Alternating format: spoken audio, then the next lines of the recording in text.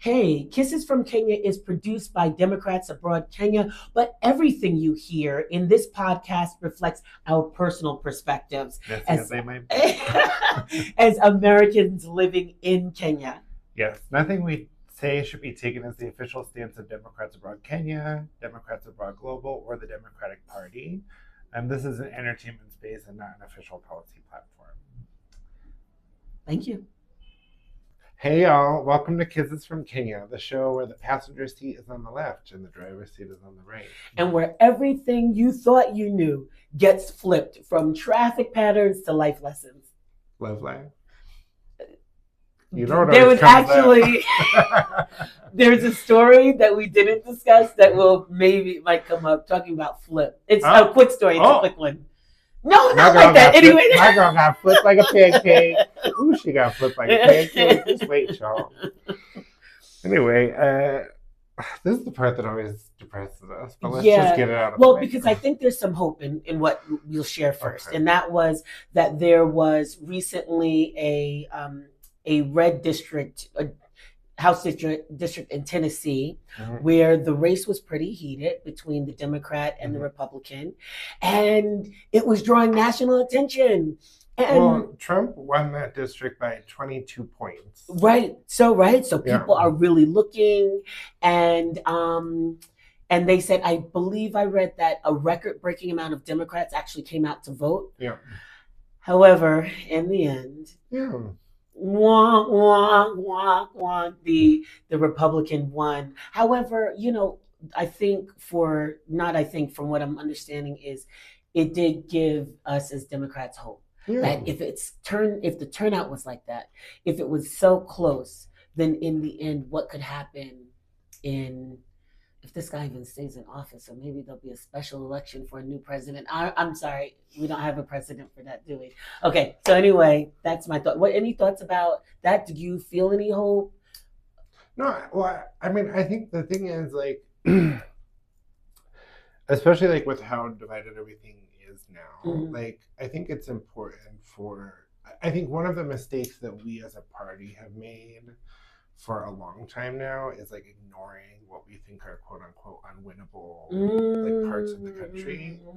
And what's crazy, it's like, like especially coming from Louisiana, like up until this last election, we had a Democratic governor. Like people forget that. I mean, granted, he is like a pro-life Democrat. Anyway, but like a Democrat nonetheless, right? Or like you look at like a state like Texas, which until about like 15 years ago always had Democratic governors, like always like more Republican or more conservative Democrats, but Democrats, right? Yeah. Bill Clinton was the governor of Arkansas. Yeah, like, it is easy. And I watched a video of him actually, like from his debate with George H.W. Bush in his first election that he won. And I was just like, this man is from Arkansas. He's up there like, like we need to make sure that we're like bringing down costs of healthcare for like everyday Americans and blah, blah, blah. Like, and I was just like, I feel like for some reason, I think the problem is us, right? Like, I think we've gotten a little too all the things that people accuse us of, like being like elitist, like coastal bastards. And, it's like, I mean, there's people that take it really far in that critique, but like, I do think like we need to put our efforts into every election, right? Like we need to be running people in every election. Like there were even results that came back from, they had special election for a few state legislature level roles in Mississippi. Oh. And like a lot of the seats which were competitive, just like this one, like when you looked at like where they would pull up like, well, the last election's results for this seat were, there were at least 3 of them that last time the Democrats didn't even run a candidate. And so it's just like this idea that it's like we have to actually like show up if we want people to pay attention, right? So you're saying this, and I'm feeling like, just going back a few episodes ago, I shared with you how when I looked at my county, Rockland County, in New York, all Republicans, and even the Democrat line on a couple of the candidate was the same for both them. But however, it's like, wait, the Dems even put up anyone. Yeah. And there used to be, at least when I was there, a strong influence of the Democratic Party, but what happened there. And so I love what you're saying about every election counts. Every election counts, and how we show up in it counts, and stop maybe just writing it off. Oh, it's been red for 15,000 years. We're not going to do it. But I love that. And I'm wondering from this election, are Democrats on a whole coming back with that understanding that you're talking about? Well, I know. have you been looking at Hakeem Jeffries and the thing he be talking about? Because I'm like, No, talk to me about what he's talking about. It's just, I mean, like. Yeah. Okay, breathe. First of all, he supports. So I don't know if you saw that Trump this week pardoned the Democratic representative from the House of Reps who was like under criminal investigation. And Jeffrey was like, "This is a great thing for the party." So there was that. Okay, do we have drinks? Maybe we should start drinking on this show when we come to this segment. Sorry, go ahead. Continue. But actually, the thing, like, fuck Hakeem Jeffrey. Sorry, maybe I'm not supposed to say that. But, you can bleep out that part. But one of the things that I actually found interesting is, so since I was a kid, like growing up in New York, one of my favorite like third parties has always been the Working Families Party. I don't know if you love Working Families. Like, you're talking about a party that's like right pretty much 100% of the time, it's them. So for the first time in New Jersey, in Newark actually, Working Families holds a majority of the seats on the city council, and the mayor is also a Working Families. Ras Baraka? Is he still the No, it's somebody new. Okay, make sure you cut that part out. But like, so there are Working good things. Families. Yeah, I love that. Oh, that's great. No, seriously, make sure. Good things are possible when you show up and vote, people. I know, like that's like not like the cute thing for like the Gen Zs to say these days, but like it actually is important. It does work. Ugh, I feel so convicted for not doing it. It's all right. I'm gonna be quiet. Let me be quiet. I'll remind you for the next year until it's time for the next Okay. So also in Whose America Is It Anyway? This is about, we're talking about like the crazy stuff that's going on in Venezuela. Is this 85 people getting? Well, in the sea, in the Caribbean Sea. They were off the coast. International water. They were, and no one still, to this point, at least that we're recording this, no one knows if it was a drug boat. No one knows who really was manning it. Did you hear that there was like leaked, I forget if it was audio or transcripts, of the fact that basically the order that was given was like, make sure everyone is dead. Yes, so and because there were two like clinging to life. They killed the people. It was like, oh God. You out here having like a Titanic moment, like I'll never let go, Jack. And then that's the first thing, like people clinging to life. And I should be laughing, but I'm just like, oh my God. No, and it's not, and I know the laughing isn't even for that, right? It's kind of like unbelievable. No, it's like we're literally like living in like Team America World Police. You remember that puppet movie that came out? Gosh. Oh, but like that's actually what's happening. Like it was parodying George Bush, but like now it's like we actually have it in Trump. Good Lord. And here's the thing. Well, I'm sorry. Continue on. Any thoughts you're having about it? Because well, I mean, it's just, I feel like there's this crazy thing where like theoretically, Republicans, well, everyone really loves to talk about this idea of like the rule of law, but right? Like the rule of law only works when you don't politicize the law. And so it's like when I look at something like a headline about this juxtaposed with like the fact that they once again tried to indict Letitia, which like of course thank God like a grand jury again declined to indict her. But it's like, so this person, because they're actually like doing the right thing, now you want to weaponize the law against them. But then, there's no like who like there is, so actually that was the other thing I was pissed about Hakeem about. Declined to do any kind of effort to impeach Hegseth. So there's like a movement within the Democratic Party of reps that want to impeach, like started He impeachment. declined. And he was like, we're not doing that. Now I'm looking at him side eye. So there's one of the Democrats who actually went around him and is going to introduce the motion anyway. Okay, good.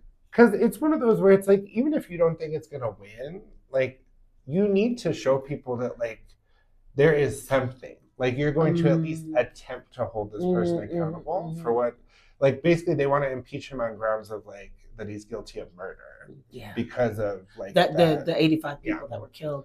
Okay, sidebar, in reference to that, I think it's his church or something. I don't know if you see this on Instagram. There's a guy who... Like, I don't even want to know what you're going to say, but keep going. No, he yells at them. He's cursing them out. He's like, you go to, I think it's like the church or something. He's like, you Nazi. I can't say everything. Okay, no, I'd like to see that. He screams, what? Why are you here? Why are you Nazi motherfucker? I can't. I'll end it there. But anyway, it's not doing anything but exposing people, because he walks up to them, even if no one is safe. They ain't safe. If they have their babies with them, they are not covering the baby. He's like, you're going to teach your kid about this? Like, this guy is ruthless. But sometimes you need that. So I believe that sometimes extremes may be necessary. In my mind, I am like, if I could have half of these motherfuckers like at the dinner table, it'd be like, you know that scene in The Color of Purple where she curses him with the knife? Or wait, it's like everything you done to me already done to you. Like, I would curse them so their teeth start falling out until they get right with the Lord. Okay. So what's better to me is having them at a table, and this was the Untouchables, and this is when Robert De Niro is talking about enthusiasm. You gotta have enthusiasm, and he's walking with the bat, and then he comes up behind one, and I'll just leave it at that. You'll have to see the movie for the rest of it. I thought you were gonna say you get to the end of like the meal, and it's like, no, I poisoned you in the appetizer. You best have a red wedding after this shit. Okay. Took a dark turn this week, but people deserve it. Lord. Anyway, yes. So, so taking it back. So back to the theme. We're trying to transition. Get so deep into like a whole, which also relates to the other thing we usually talk about. But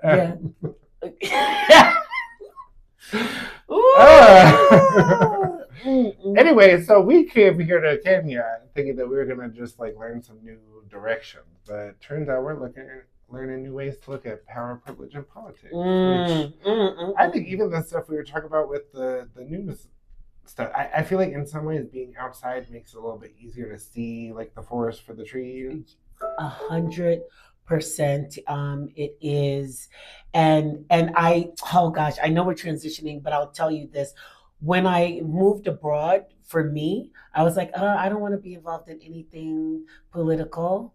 And of course, I'm here as a member of DACA, and I find myself like wanting to be involved. So it's interesting. It is. But let's talk about crossing the road in Kenya. Girl, because when I first moved here, I mean, well, actually, no, really, it was when I first got my car, which at this point was almost 2 years ago. But, the thing is, like, I'd rented cars a few times. I've driven in other drive on the left countries. So it's like, it's not like it was my first time.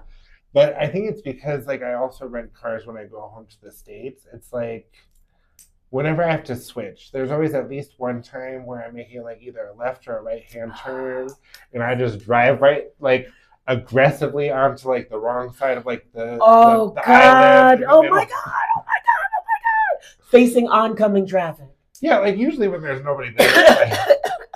Because if they were there, you have enough awareness that it's like, if I see you facing this way, I know I'm in the wrong spot. But when I tell you, like, girl, it's like my brain. I take my hats off to you, though, because of the fact that you even drive in this country.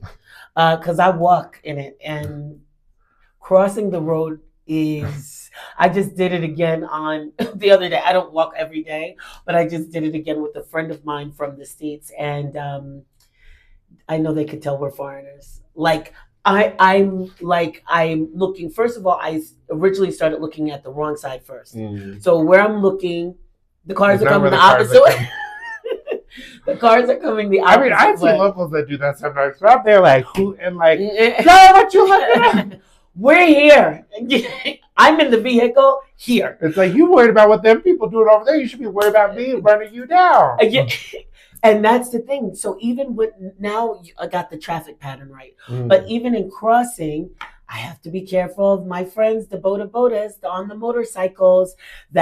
Because now that almost happened the other day. Pew, pew, pew.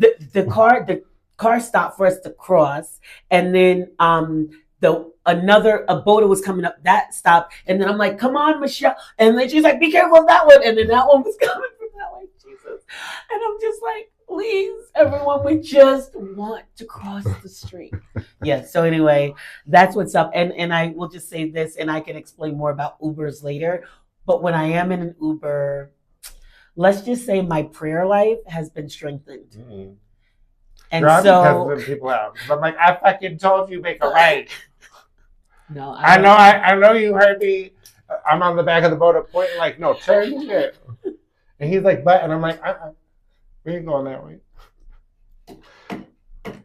Okay, I have nothing more to say. When I'm on the back, early intervention. Yeah, I just am on the back. What did Dick Cheney call it? A preemptive strike. Yeah. I see them here, and I'm like, don't think about it.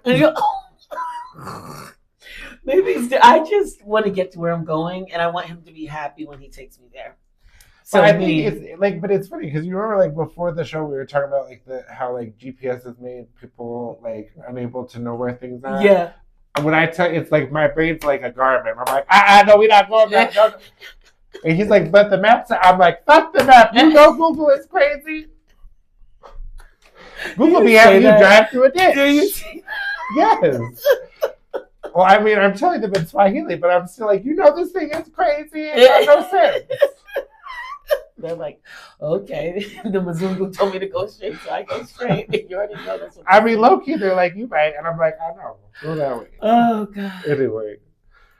So, speaking of seeing the world differently, let's take a deep dive into this left, right, and center. So, you're talking about as we're being abroad, it's easier to see the forest outside of the trees, right? Forest for the trees. For the trees, yeah, that one. I think I've been saying it wrong for decades. So normally you use the negative, right? Because it's usually like she can't see the forest for the tree. Right. So if we're outside of the forest, how are we seeing the trees? We can see it better because we're outside. Yeah. Like you can see how it all fits together. Yeah. So, and that's how I feel. Yeah. So, sorry, just a little digression there. So living abroad is forcing us. Lost in translation. Yes, lost in translation. No, actually, we're not just there yet. There's a little monkey with a baby on her. Maybe live my best life until my power gets disconnected. Oh, right, because she when it's a yeah. Living our best life. So anyway, okay. So living abroad, it's really forcing me to confront some automatic assumptions. I think, no, seriously, the baby's so cute. Look at the little tiny, she let the baby down and he's, oh my God, so cute. He's so little you can't see him. Now he's tucked in or she's tucked in. Not that one. That one's wild. Oh, that one's going to cut off the electricity. That's the juvenile delinquent. I love. Oh, look at that other one!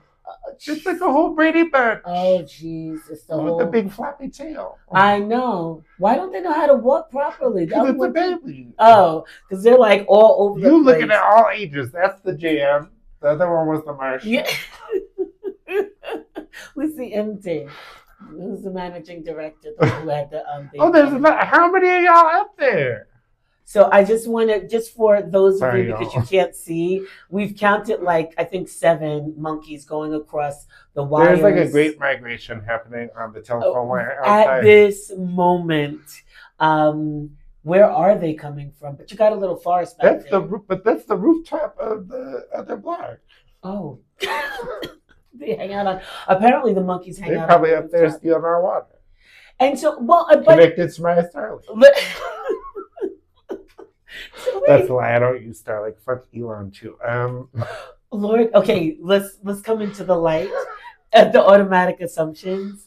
I'm trying to think of some that I had when I was here. However, okay, this is bad because I know I had assumptions. However, now when I hear people who make assumptions about living in Kenya and Africa, really, I'm like, oh, you know, I'd be ready how to could fight. they ever? I'd be ready to fight. How could they ever do that? So I remember a friend of mine said her daughter goes to a very prestigious school in the States. Let's just say it's a very prestigious school, and in the performing arts. Let's just leave it at that, college. And so the girl that like narrowed it down to like one of three, maybe. Okay, sorry.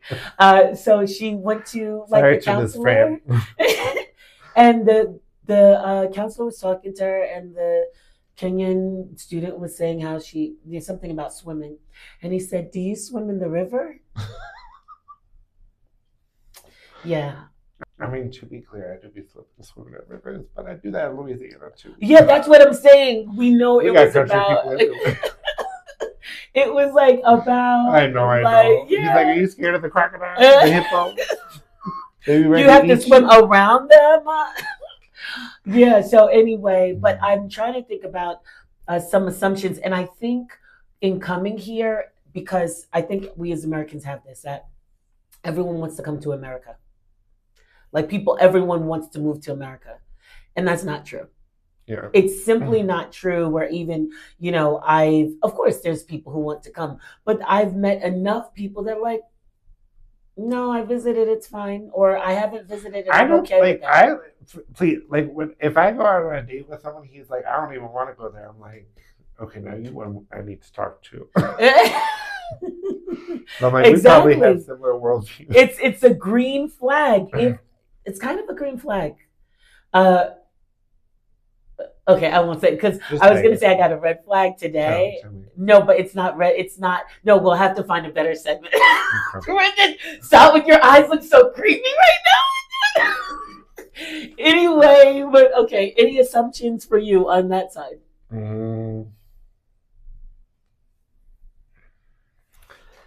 I mean, I think like I don't even remember what we haven't talked about. Have we talked about like the timeliness thing?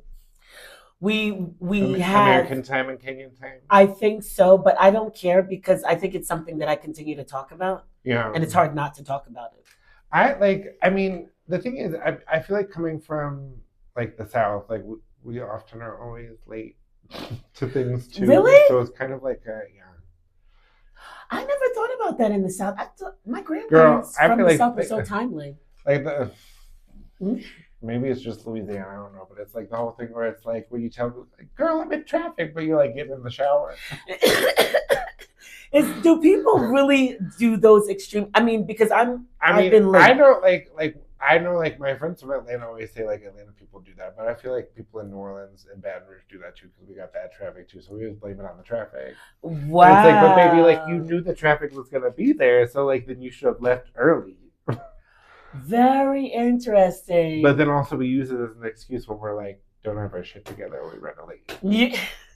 I'd be curious if anyone in the audience feels. I can't use that in Nairobi though because everybody knows I take Boda everywhere.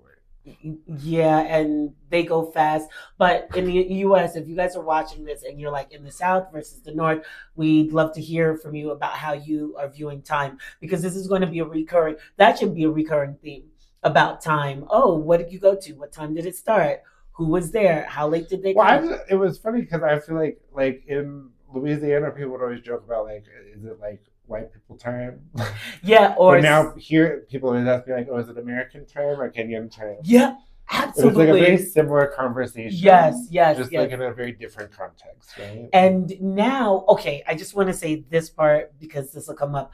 I am pushing people to be on because I'm pushing myself to be on time. I'm also pushing those around me. So I will say, I always tell people, I'm like, within like 5 to 10 minutes, like it's not like a big deal as long as you tell me. Yeah. But I was telling someone the other day, I was like, the underlying message is that you don't value my my time.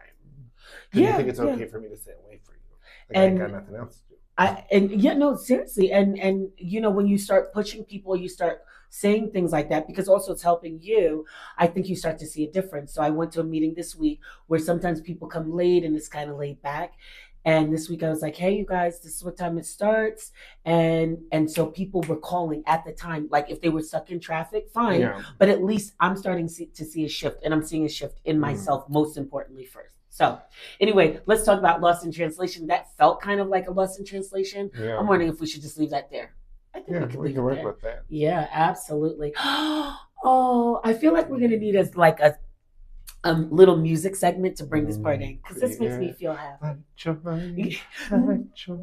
Queer enjoy, queer enjoy. Okay, so we could always use that.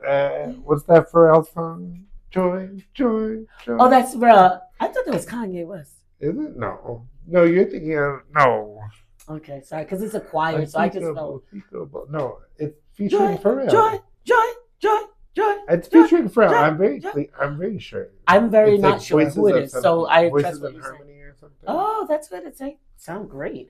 But my Black Joy moment, my friend from Philadelphia has been with me all week, and it's so good to have someone from home that you've known for years to be with you. And just last night, we had a time last night. But I had her meet some of the people that I'm closer with here. So she didn't invite me home. It was my thing was so disgusting. No, I know. Kidding. Brendan says so many things to me, and I'm like, no, wait. But he'll be like, I'm just kidding. So anyway, that was my Black Joy this week. What about your queer joy? I'm trying to think of one that's appropriate for me to share on the internet. Please, appropriate, please. Like, can we tell y'all about how I was doing the business? Joy, joy, joy, joy, joy. That's what the people downstairs thought. Well, I mean, it was my birthday. On Tuesday. Happy birthday to Brendan. Happy birthday to you. Happy birthday to you. But no, I mean, it was I had a nice birthday. I did a bunch of stuff. I spoke on like a panel with you and HCR in the morning. Then went rock climbing. Okay. You had a very eventful day. Yeah. I'm just. And I went out for my favorite place up the street for dinner. There's a joke there, but. Because it's a meat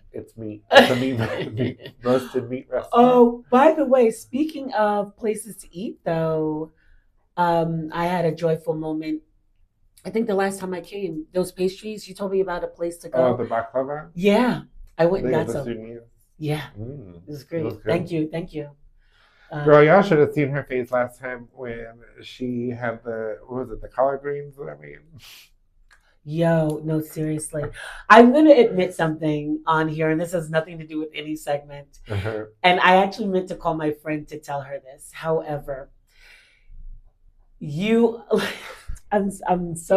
my black card may get taken away for saying this next thing. I'm about to be mad, but the way you make them, it's better than some, from me for a long time, better than some of my people from the South. And it's crazy because my other favorite greens were made by a white woman. I'm like, how could two of my favorite tasting collard greens be made by white people? They have totally disappointed me and made me happy at the same time. My black card will not be taken away, by the way. I mean, so anyway. Oh, and it's really the fact also having them here in this country. I know, because when you put that, you were like, you didn't make this with stuff from here, and I was like, I promise you, it's all ingredients from here. Oh God, it was so good. I wish you guys could have some, but I think that has to do with our clothing here, which nice segue. Living here keeps teaching me that home shifts, and sometimes it's a place where no one expects you to be anything but yourself. Yes, and sometimes the biggest shift isn't left or right. It's really finding Here's Enter again in a place where you never expected. Until next time. Stay curious, stay open, and as always, kisses from Kenya. Mwah.